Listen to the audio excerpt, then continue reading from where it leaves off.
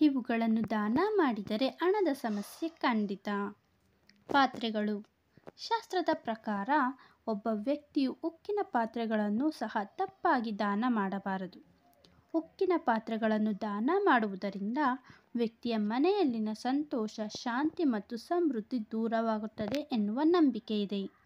ಇದಲ್ಲದೆ ವ್ಯಾಪಾರ ಮಾಡುವ ಜನರು ಅನೇಕ ಸಮಸ್ಯೆಗಳನ್ನು ಎದುರಿಸಬೇಕಾಗಬಹುದು. ಹಾಗಾಗಿ ನಾವು ಪಾತ್ರೆಗಳನ್ನು ದಾನ ಮಾಡಬಾರದು. ಪೊರಕೆ.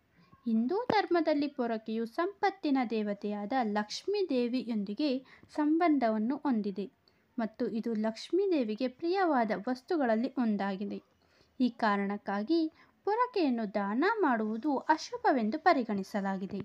ಪೊರಕೆಯನ್ನು ದಾನ ಮಾಡುವುದರಿಂದ ವ್ಯಕ್ತಿಯು ಆರ್ಥಿಕ ಬಿಕ್ಕಟ್ಟು ಮತ್ತು ಲಕ್ಷ್ಮೀ ದೇವಿಯ ಅಸಮಾಧಾನವನ್ನು ಎದುರಿಸಬೇಕಾಗಬಹುದು.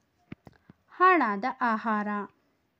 ಬಡವರು ಮತ್ತು ಹಸಿದವರಿಗೆ ಅನ್ನದಾನ ಮಾಡುವುದು ಅತ್ಯಂತ ಮಂಗಳಕರವೆಂದು ಪರಿಗಣಿಸಲಾಗಿದೆ ಹಾಗೂ ಇದರಷ್ಟು ಪುಣ್ಯದ ಕಾರ್ಯ ಮತ್ತೊಂದಿಲ್ಲವೆಂದಾದರೆ ತಪ್ಪಾಗಲಾರದು. ಆದರೆ ಹಳಸಿದ ಅಥವಾ ಹಾಳಾದ ಆಹಾರವನ್ನು ತಪ್ಪಾಗಿಯೂ ದಾನ ಮಾಡಬೇಡಿ. ಇದರಿಂದ ಮನೆಯಲ್ಲಿ ಬಡತನ ಉಂಟಾಗುತ್ತದೆ. ನಿಮಗೆ ದಾನ ಮಾಡಬೇಕೆಂದು ಎನಿಸಿದರೆ ಶುದ್ಧವಾದ ಆಹಾರವನ್ನು ಮಾತ್ರ ದಾನ ಮಾಡಿ. ಉಪಯೋಗಿಸಿದ ಎಣ್ಣೆ.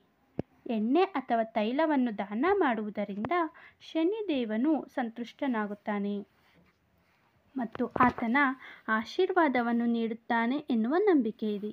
ಆದರೆ ನೀವು ತೈಲವನ್ನು ದಾನ ಮಾಡುವಾಗ ಉಪಯೋಗಿಸಿದ ತೈಲವನ್ನು ದಾನ ಮಾಡಬಾರದು. ಒಂದು ವೇಳೆ ನೀವು ಉಪಯೋಗಿಸಿದ ಎಣ್ಣೆಯನ್ನು ದಾನ ಮಾಡಿದರೆ ಶನಿದೇವನ ಕೋಪಕ್ಕೆ ನೀವು ಗುರಿಯಾಗಬೇಕಾಗುತ್ತದೆ. ಇದು ಶನಿ ದೋಷಕ್ಕೂ ಕಾರಣವಾಗಬಹುದು. ಚೂಪಾದ ವಸ್ತುಗಳು. ತಪ್ಪಾಗಿಯೂ ಚಾಕು, ಬ್ಲೇಡ್, ಕತ್ತರಿ ಮುಂತಾದ ಹರಿತವಾದ ವಸ್ತುಗಳನ್ನು ದಾನ ಮಾಡಬಾರದು.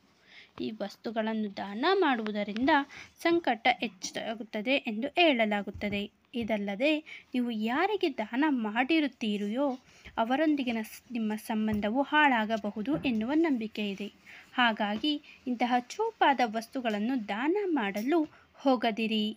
ಸ್ನೇಹಿತರೆ, ಇಂದಿನ ಈ ಮಾಹಿತಿ ನಿಮಗೆ ಇಷ್ಟವಾಗಿದ್ದರೆ ದಯವಿಟ್ಟು ಲೈಕ್ ಮಾಡಿ ಮತ್ತು ಚಾನಲ್ಗೆ ಸಬ್ಸ್ಕ್ರೈಬ್ ಆಗೋದನ್ನು ಮರಿಬೇಡಿ. ಮತ್ತೊಂದು ವಿಶೇಷವಾದ ಮಾಹಿತಿಯೊಂದಿಗೆ ಭೇಟಿಯಾಗೋಣ.